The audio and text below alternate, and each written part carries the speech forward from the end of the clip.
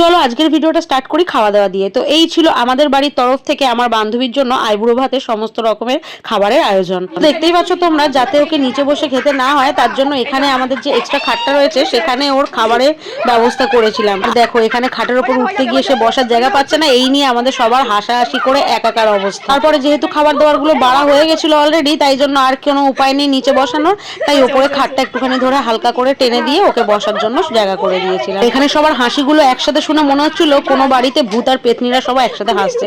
তো যাই হোক, বাবা এখানে ওরা আশীর্বাদ টুকুনি করে দিচ্ছিল।